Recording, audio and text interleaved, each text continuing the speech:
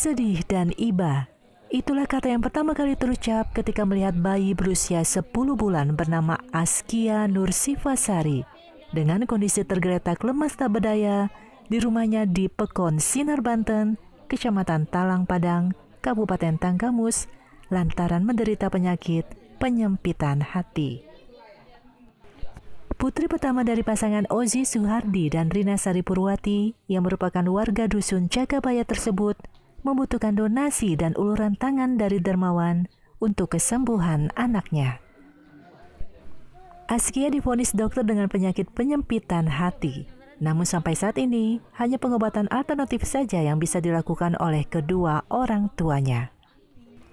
Ozi, ayah dari bayi penderita penyakit penyempitan hati ini, hanya seorang buruh serabutan lepas sehingga tidak memiliki biaya untuk operasi kesembuhan anaknya. Menurut Ozi, saat anaknya lahir tidak ada keluhan apapun. Namun, tanda-tanda tersebut muncul setelah menginjak usia 2 bulan dengan kondisi mata dan seluruh badan menguning. Bahkan menurut Ozi, kondisi anaknya lebih parah ketika menginjak usia 7 bulan dengan kondisi perut semakin membesar. Ozi juga pernah membawa anaknya ke rumah sakit untuk berobat dan menjalani rawat inap selama 1 minggu. Namun tidak membuahkan hasil untuk kesembuhan anaknya.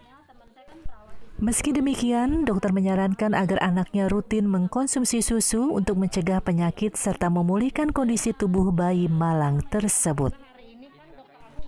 Saat ini, Ozi hanya dapat berharap bantuan dari pemerintah setempat dan dermawan yang peduli terhadap kesembuhan anaknya. Ya, awalnya dari semenjak lahir itu tidak ada keluhan apa-apa, normal. Cuman ketahuannya itu pas umur 2 bulan dia ada kelainan kayak seperti mata kuning, badan menguning semuanya. Ketika itu kita bawa ke rumah sakit terdekat dan rumah sakit terdekat menyarankan sama dokternya untuk dirujuk ke rumah sakit yang lebih memadai fasilitasnya. Ketika itu di rumah sakit yang rumah sakit besar, kita berobat di situ. Berapa minggu kemudian nggak ada perubahan, tidak ada perubahan. Setelah itu dirawat inap setelah 1 minggu.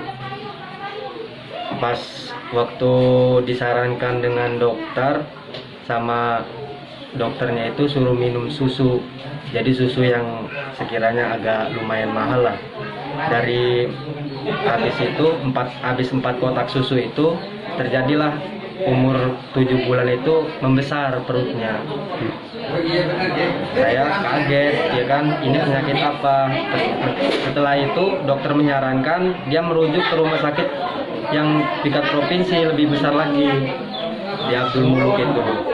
Pas saya dengar di Abdul Muluk itu, kemungkinan dokter spesialis bedah itu ya tidak bisa menangani, hanya bisa ya belum sempat menangani, tapi dia coba dicek ke radiologi, katanya hasilnya itu ya belum pasti hasilnya, cuman dia menyarankan ini pasti akan dirujuk ke Jakarta, rumah sakit terbesar di RSCM.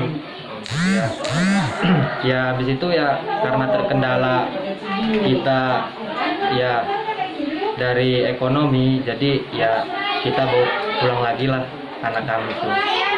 Ya tidak punya biaya, karena biayanya tidak sebegitu ini besar gitu. Ini saya bisa mencapai katanya 1 M lebih, kurang lebih itu. Pekerjaan Bapak sehari-hari ini apa, Pak? Dagang. Untuk harapannya Pak, kedepannya Pak seperti apa Pak untuk keadaan anak Bapak ini Pak?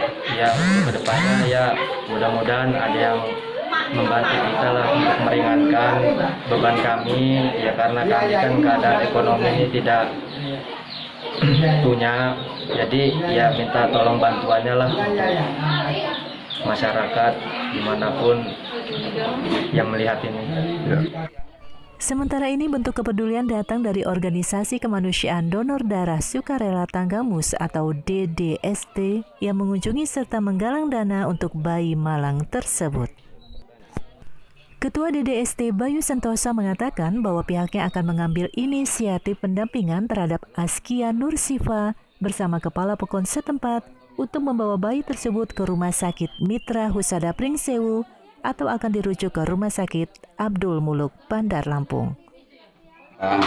Ini kami dapat info baru kemarin sore dari anggota kami DDS yang ada di Kecamatan Telampada menginformasikan ada salah satu bayi yang umurnya 10 bulan menderita penyempitan hati.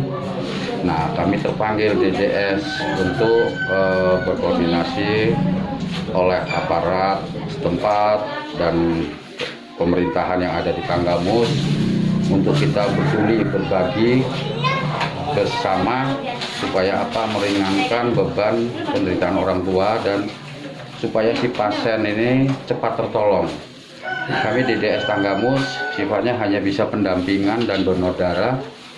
Tidak menutup kemungkinan kita membukakan open donasi kepada hamba-hamba Allah yang menyisihkan sedikit rezekinya untuk membantu beban penderitaan orang tuanya supaya meringankan, dan juga kita tetap pendampingan membawa adik ini ke medis supaya cepat tertolong.